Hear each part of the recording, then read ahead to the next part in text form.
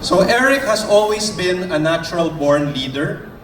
Even as a child, he was a class officer from his elementary days in Ateneo all the way to high school.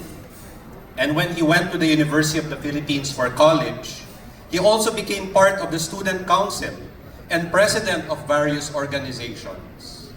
Come to think of it, I think you always became president of any organization you joined. Now, Eric has always had a heart for service to others. He was one of the first youth advocates of Gawad Kalinga when it was started in 2005.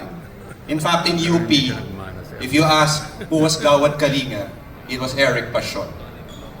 He went around the country advocating the involvement of the youth in nation building.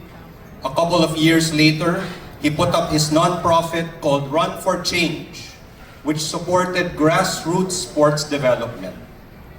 Interestingly, this program yielded several Southeast Asian Games gold medalists and a handful of other sports achievers. He also used Run for Change as a tool for advocacy and fundraising. While in law school, he worked for the Ninoy Aquino Foundation, part of the I Am Ninoy campaign, which was a search for the hero within all of us. In 2013, Eric was chosen to be a founding member of the Global Shapers Manila, a community under the World Economic Forum.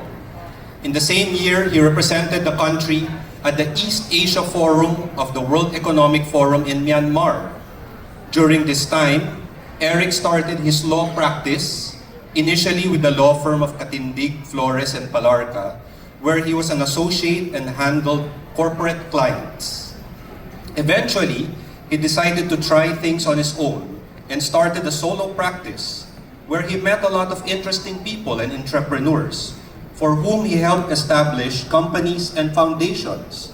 In fact, one of them is Agrea Agricultural Systems International, whose CEO is with us tonight.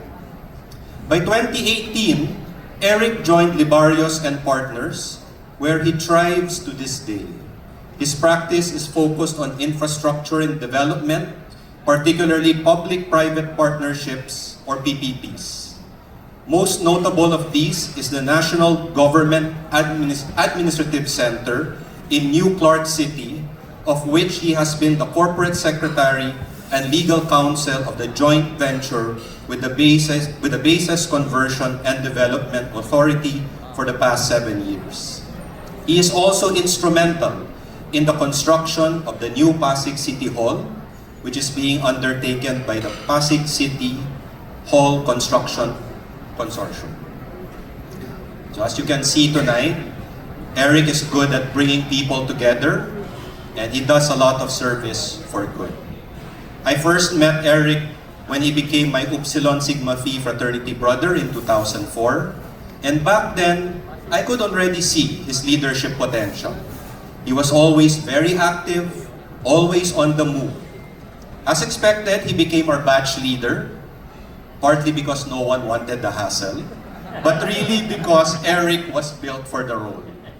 Of course, aside from all his fraternity duties, he would enjoy a lot of fellowships with the brothers.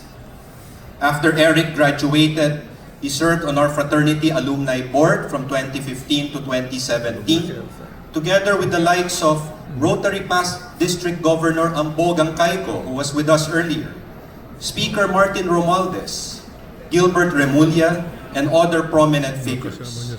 One of his first projects during his alumni board term was a fundraiser for the victims and families left behind by the SAF 44 tragedy in Marau. In 2023, Eric and I joined the Rotary Club of Pasay at the invitation of our fraternity brother, past President Babes Calixto. I knew then and there that Eric would become club president. Because what Rotary is about is what Eric has always been about. I had no doubt his leadership and passion to serve would find a perfect home in this institution. So tonight, it is my honor to formally introduce and let us please warmly welcome our United Chosen President for the Rotary Club of Pasay, Eric Emmanuel Pasion.